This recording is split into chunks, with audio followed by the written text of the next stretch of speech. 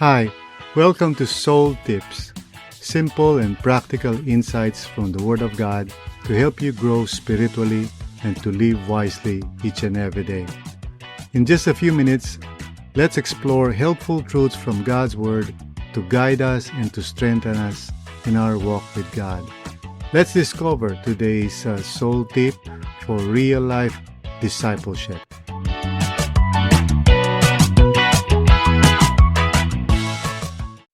Our passage today is Ephesians chapter 4 verse 31 hanggang chapter 5 verse 2. Get rid of all bitterness, rage and anger, brawling and slander, along with every form of malice. Be kind and compassionate to one another, forgiving each other, just as in Christ God forgave you. Follow God's example, therefore, as dearly loved children, and walk in the way of love, just as Christ loved us and gave himself up for us as a fragrant offering and sacrifice to God. Ito po ang salita ng Diyos para sa atin sa araw na ito. Kaya tayo po ay manalangin. Lord, maraming salamat sa iyo, Panginoon. For this whole week, Lord God, we've been studying this passage, Panginoon. And so we come to the last part for this week. We ask once again, Panginoon, tulungan niyo po kami na maunawaan namin ang inyong salita. Mangusap po kayo sa amin, Panginoon. Sa pamamagitan po ng inyong banal na Espiritu, buksan niyo po ang aming puso't isipan para maunawaan po namin ang nais mong sabihin sa amin. Panginoon, gabayan mo rin ako, Lord God, bilang tagapagsalita. Tulungan mo ako, Lord, na maibahagi ko ang karunungan mo, ang katotohanan. Tulungan mo ako, Lord God, na maging tapat sa nais mong ipahatid sa iyong mga anak. By your grace and mercy, O Lord, ay gabayan mo po ako, Panginoon. This is my prayer, O Lord, in Jesus' name. Amen and amen. So, ang title po ng ating devotions for today ay Imitators of God's Love. Sabi ni Paul dito, get rid of all bitterness, rage, and anger, brawling and slander, along with every form of malice. So ito po yung mga bagay na madalas pinagmumulan at nagiging dahilan ng maraming hindi pagkakaunawaan in the body of Christ. Nagkakaroon po ng mga hidwaan, samaan ng loob, sakitan, sa pananalitaman o sa kilos, bunga ng ganitong mga nararamdaman ng mga tao sa kanilang puso, tulad halimbawa ng bitterness, yung sama ng loob natin dahil mayroong nagawa sa atin na hindi natin gusto. Rage and anger, siyempre, galit, di po ba? Lalo na yung galit na talagang nananatili, no? At talagang nagliliyab sa puso natin, yung rage, no? Brawling and slander, no? Yung mga aksyon natin na nagdudulot ng mga awayan, nagdudulot ng mga masasakit na pananalita sa isa't isa, o yung tinatawag ni Pablong slander, no? Along with every form of malice, sabi niya. So maraming klase, pero basically ito yung may kinalaman sa pagkakaroon natin ng judgment sa mga tao, sa kanilang mga motibo, sa kanilang mga ginagawa, ating naiisip na masama ang kanilang intensyon, at naiisip natin na ang pakay nila ay saktan tayo o iagrabyado tayo o ano man. So itong mga bagay nito, sabi ni Pablo, na kailangan ay bitawan na natin itong mga to, get rid, no? Sinabi pa niya dito na be kind and compassionate to one another. So yung kabaliktaran nun, imbis na tayo ay palaban, handang makipag-away, Sabi niya, maging kind tayo. Ibig sabihin ng kind yung imbis na gagawan mo ng isang bagay na masakit o makakasakit, no, gawan mo ng mabuti yung kapwa mo. At sabi rin niya, maging compassionate, no, to one another. So, hindi lang yung tao na nasaktan, kundi lahat. One another, sabi nga ganun. Magkaroon po tayo ng compassion.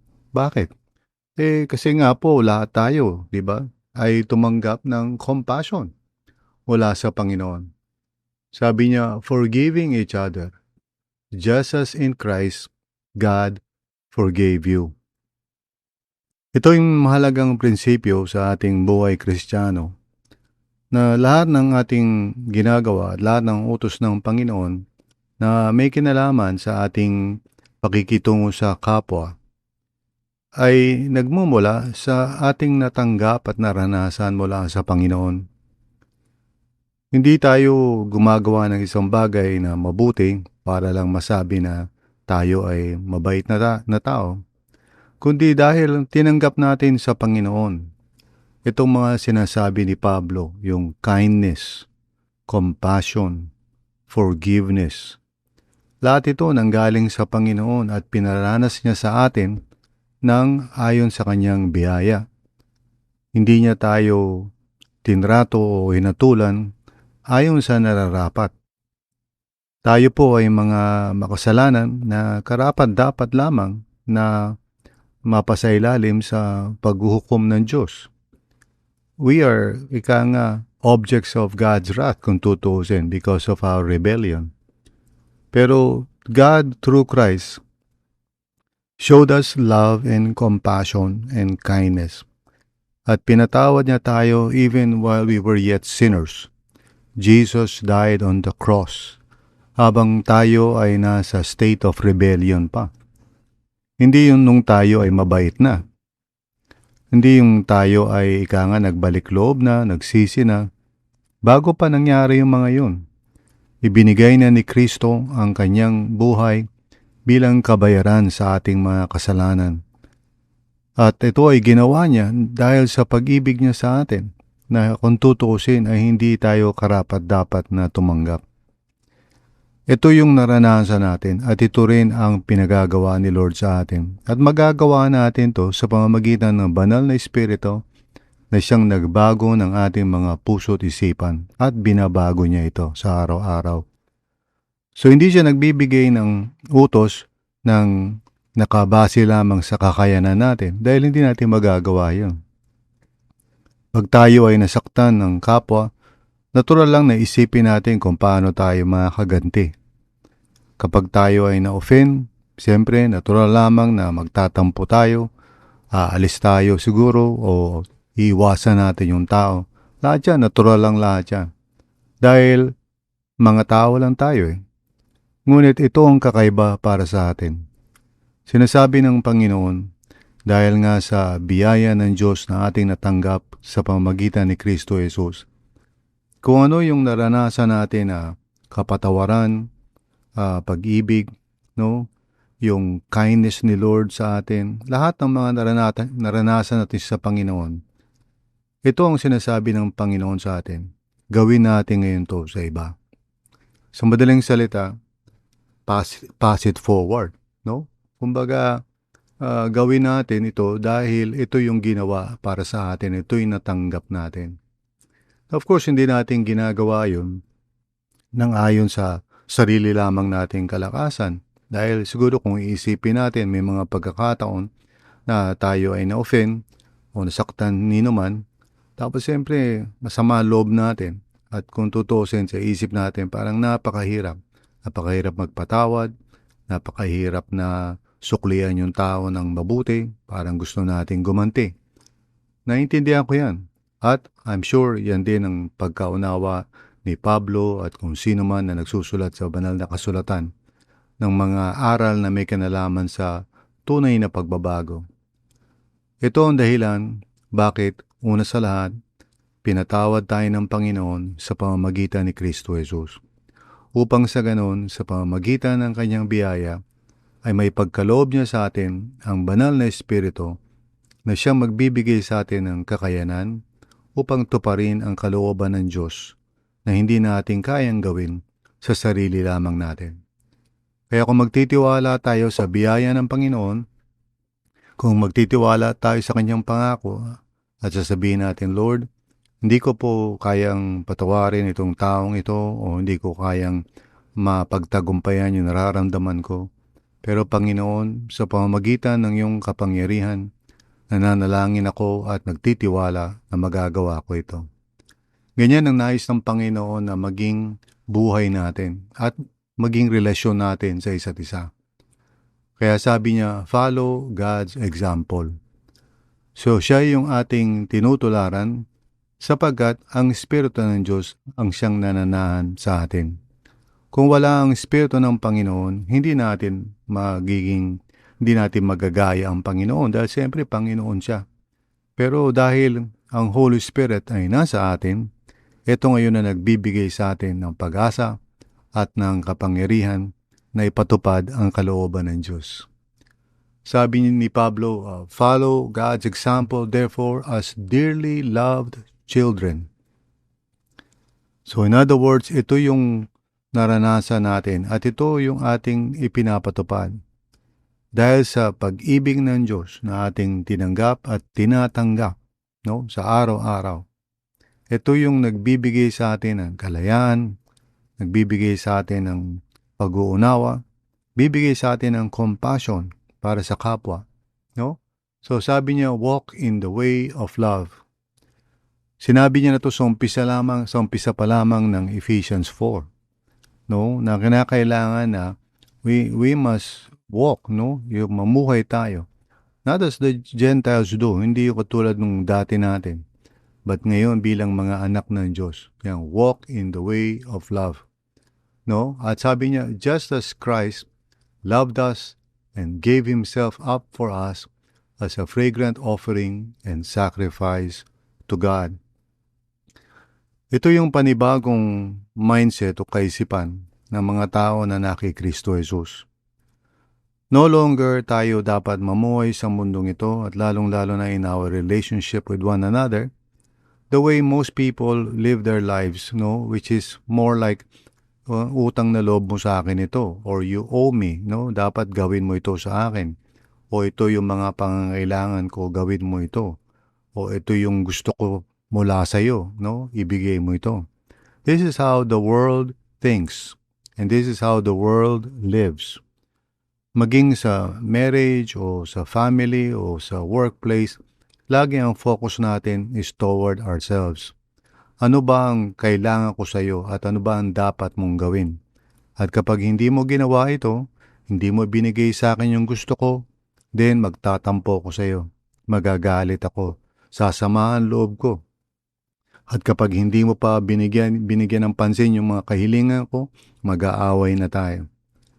So ito ang pananaw ng mga tao na wala sa Panginoon. Ito yung sinasabi ni Pablo na huwag na tayong mamuhay tulad nung ganitong mga paraan nung araw, nung wala pa tayo sa Panginoon. So ngayon, ano ang ginagawa ng Panginoon sa atin? Dahil sa pag-ibig niya sa atin na kanyang pinakita sa pamamagitan ni Kristo Jesus at patuloy na ipinaparana sa atin sapagkat si Kristo Jesus ay nananatiling tagapamagitan natin doon sa presensya ng Diyos.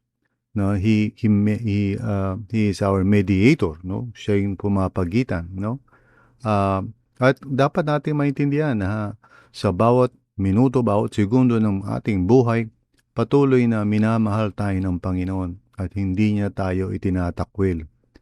Dahil sa ganitong karanasan natin, tinuturuan niya tayo na hindi mag-focus na sa sarili, kundi tulad ni Kristo Jesus, na nag-alay ng kanyang sarili, ng kanyang buhay para sa atin. Ganun din daw dapat tayo.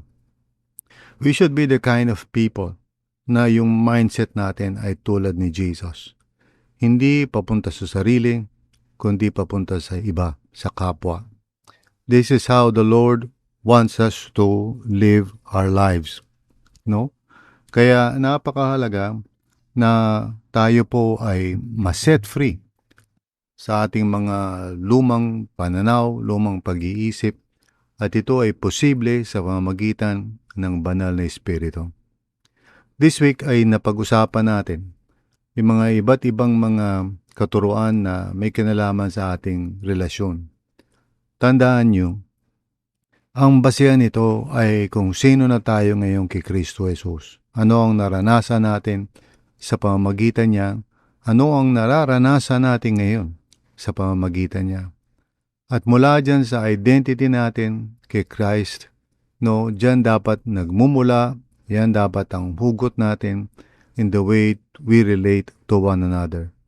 Hindi na self-centered, hindi na patungo sa sarili, kundi toward other people. In kindness, in love, in compassion, in forgiveness. Hindi na yung away, samaan ng loob, galit, masasakit na salita. We relate with one another as God in Christ has related with us and has loved us and has forgiven us. Ito ngayon yung buhay natin. Sa iba't ibang dako ng larangan ng buhay, we now live our lives the way Christ Jesus would live His life if He was us.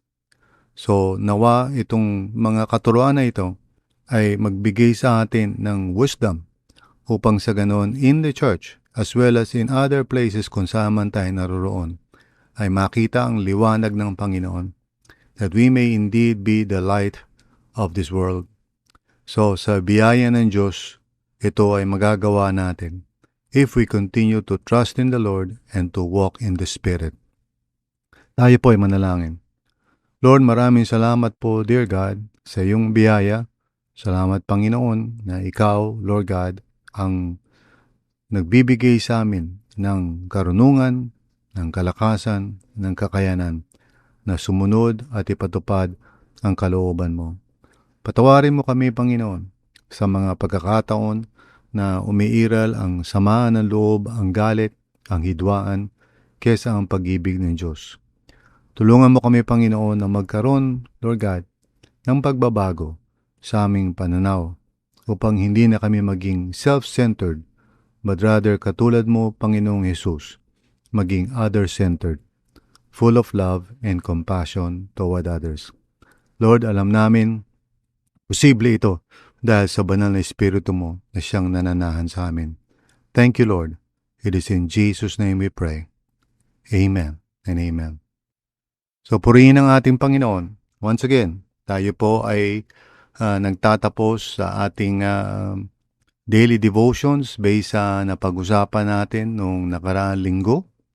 And I hope and pray na sa biyaya ng Diyos ay nagkaroon tayo ng mas malalim na pagkakaunawa tungkol sa ano ba dapat ang nangyayari sa ating mga communities, sa ating mga life groups, sa ating mga samahan. First of all, kinakailangan natin i-remind ng isa't isa. Sino ba tayo? Who are we in Christ Jesus our Lord? Well, by His grace, we have become His people and we are in this world to reflect and to represent Him. Praise God for that, di po ba? Mag-remind tayo sa isa't isa and then let's relate with one another based on that true identity. Huwag na tayong mabuhay tulad nung dati nung wala pa tayo sa Panginoon. Ngayon sa pamamagitan ng Holy Spirit, let us now live out yung ating one another relationship dahil we need each other to grow together. Kailangan natin ang isa't isa. God bless and thank you for joining me for the entire week of daily devotions.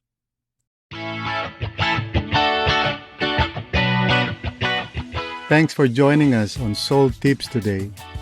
We hope that what we talked about has helped you to take one small step closer to knowing more about Jesus our Lord and to grow spiritually in real life wisdom. Don't forget to share this podcast with someone and maybe to discuss or talk with them what you have learned. Until next time, keep learning and keep growing together with others.